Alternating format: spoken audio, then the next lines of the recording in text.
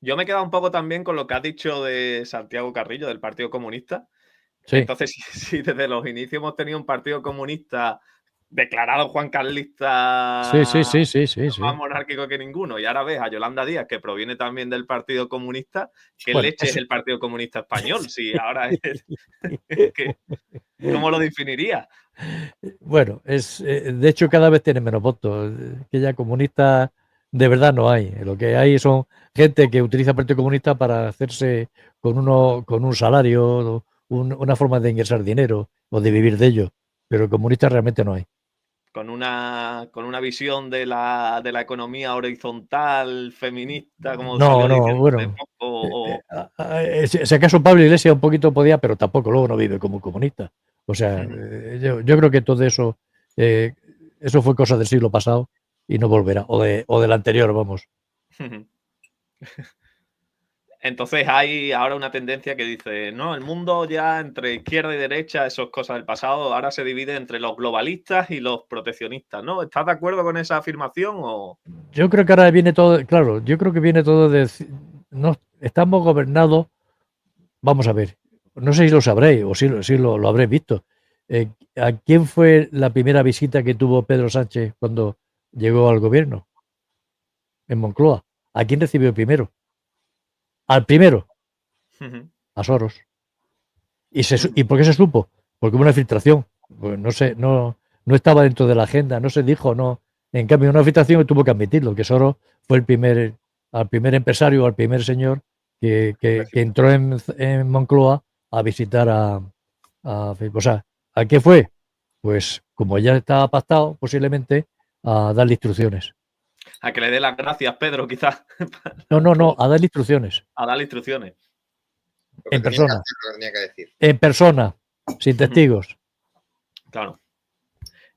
Y bueno, entonces Pedro Sánchez, que era compañero de clase de Leticia, hay rumores que dicen que tienen muy buen rollo los dos.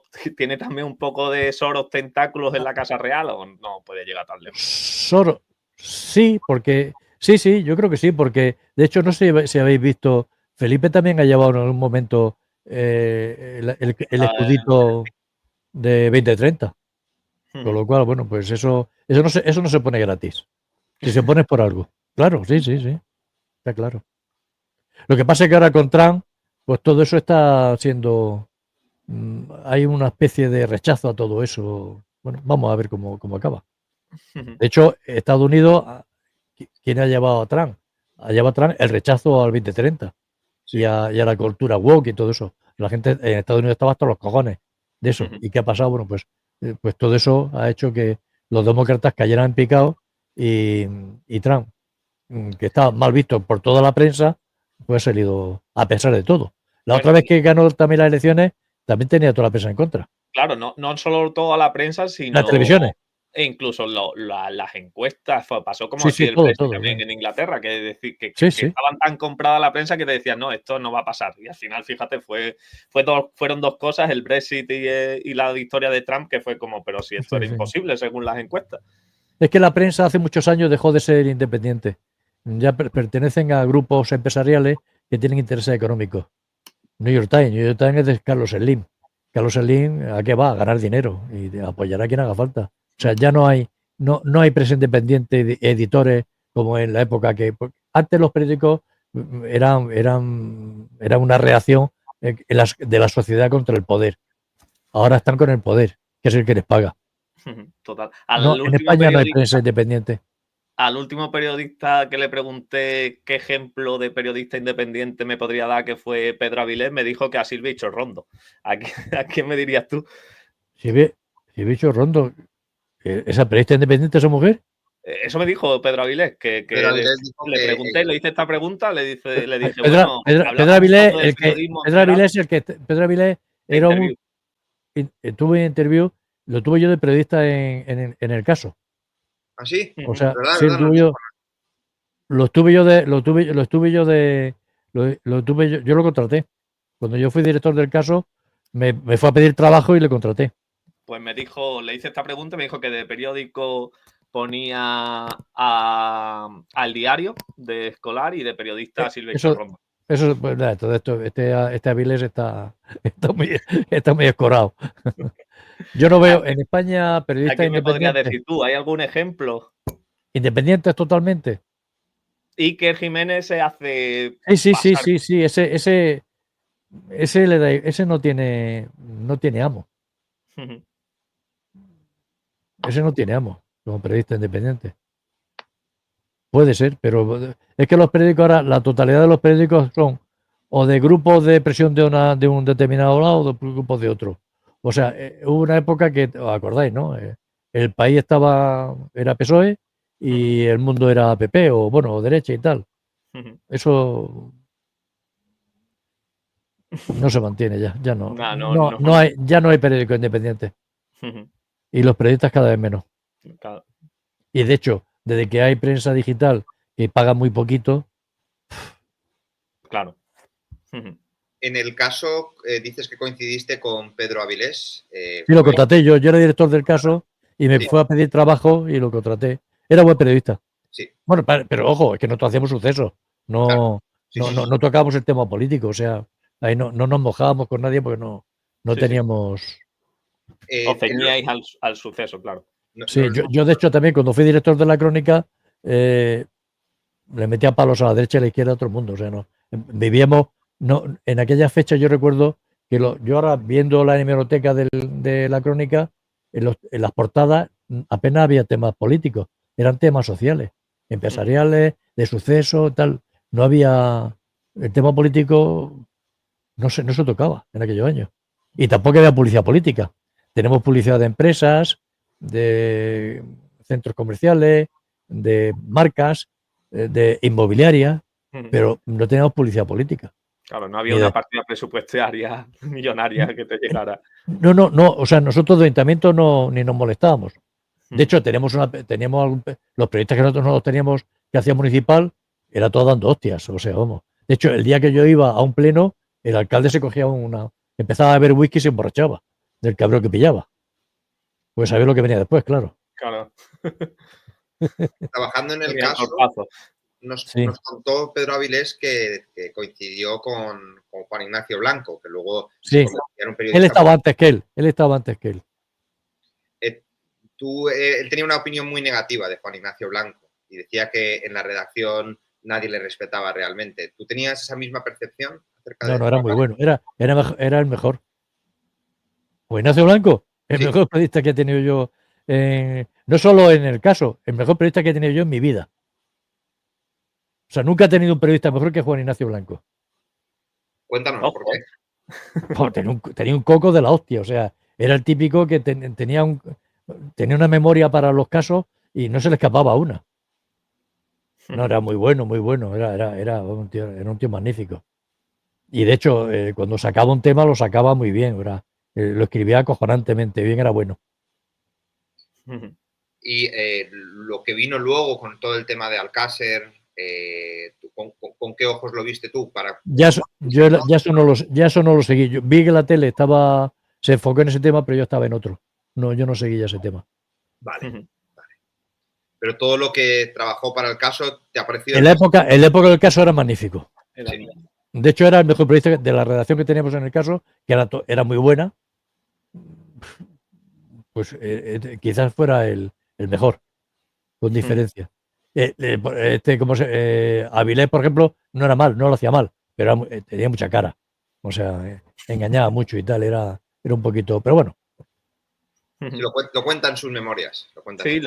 Escribió un libro que era Diario de un reportero, ¿puede ser? O Memorias de un reportero indecente. Memorias de un reportero indecente. He visto algo, sí, no me pareció un libro. Lo leí, sí. No, pero cuenta en plan esa chulería que tenía, que no se le caían los anillos contándole a la familia que podía ser de la Guardia Civil o de cualquier cosa.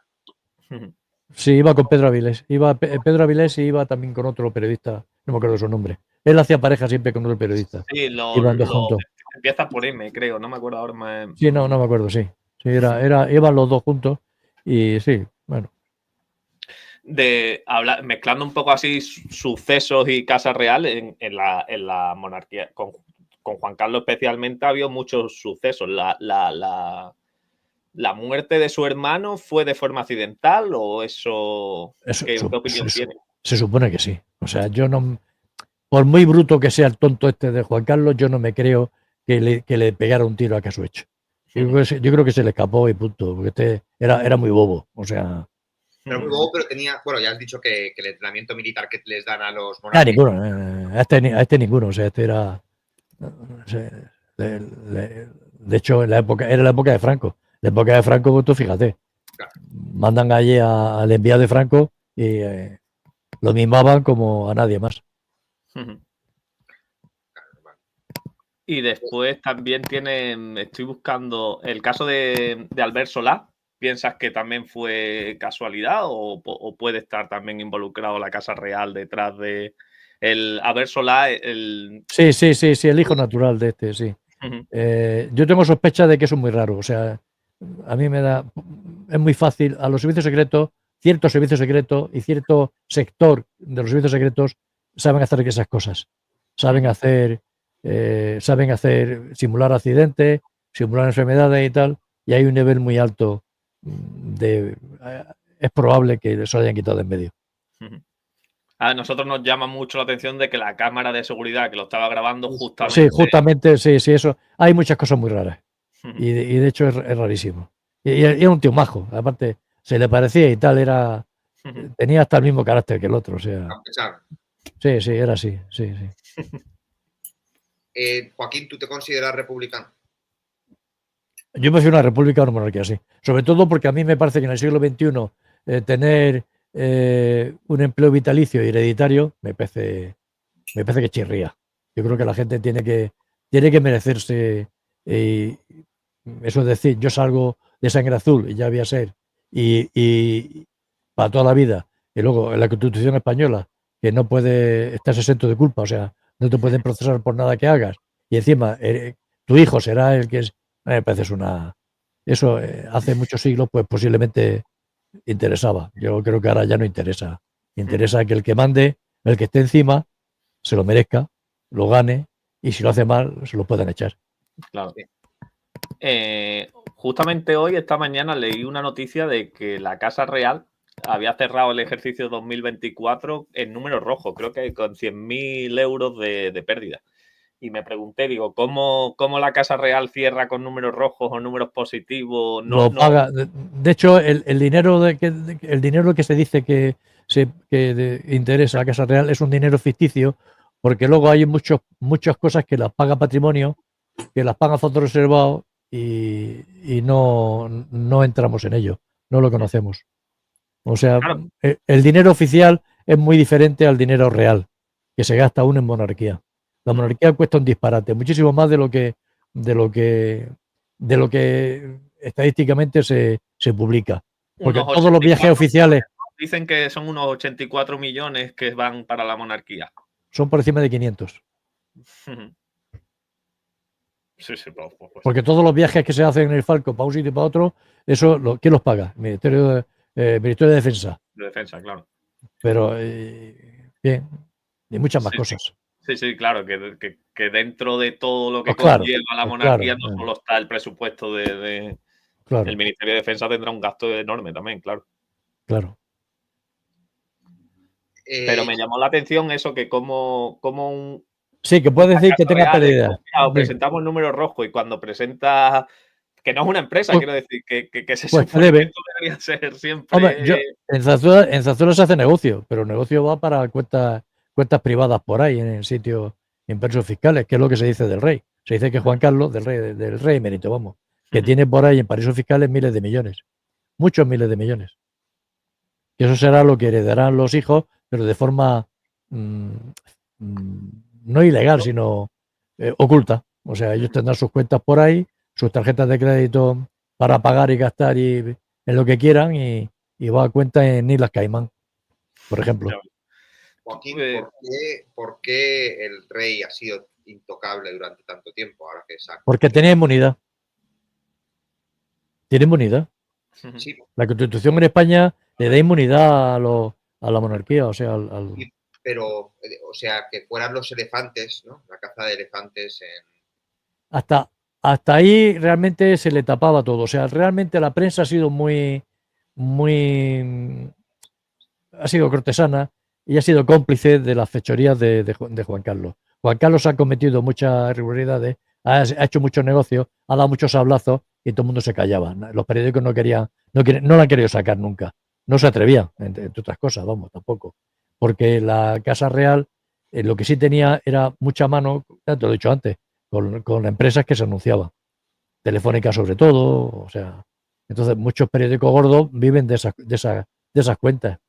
Si esas cuentas empiezan a flaquear, pues ya el negocio del periódico no está el negocio, con lo cual no quieren molestar. Y así Zarzuela tiene mucha mano. Y Zarzuela tenía mucha mano, mucha mano.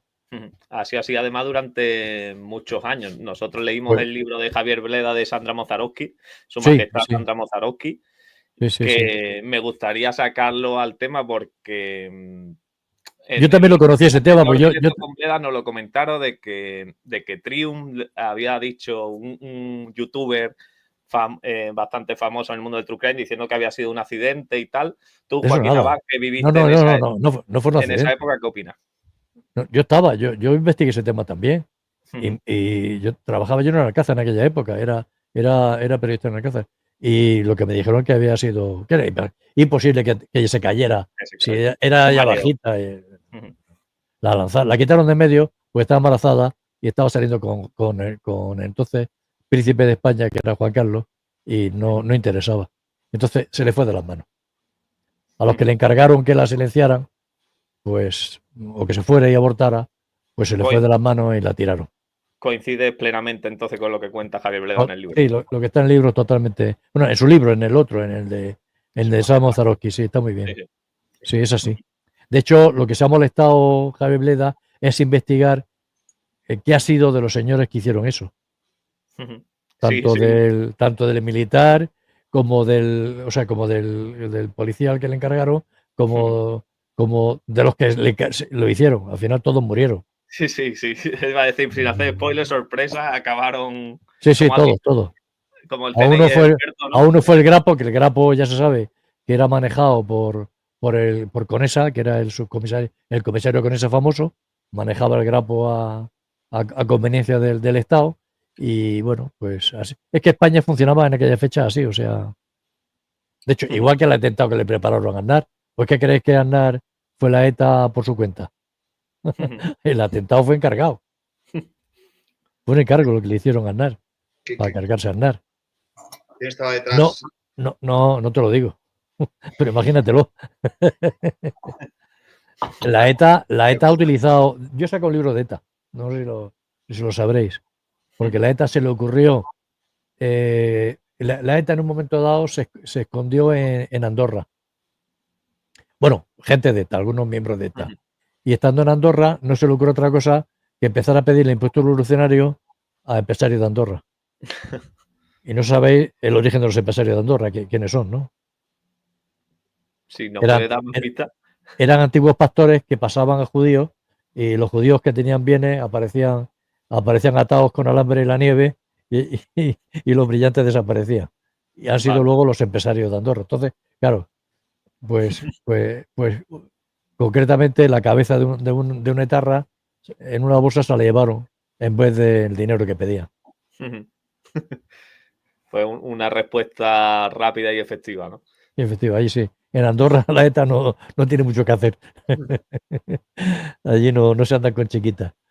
Sí. Entonces, te digo que ETA, por lo que yo sé, ha hecho algunos atentados, han sido encargados. ¿Como el 11M? El 11M no ha sido ETA. El 11M no ha sido ETA, pero el CNI puede estar detrás del 11M. El CNI no. Que esté el servicio secreto marroquí y el francés, sí, es posible, pero el español no. Vale. Ni idea tenía el español, vamos. Es que como los audios de Villarejo y tal, ¿no? Como que decía que...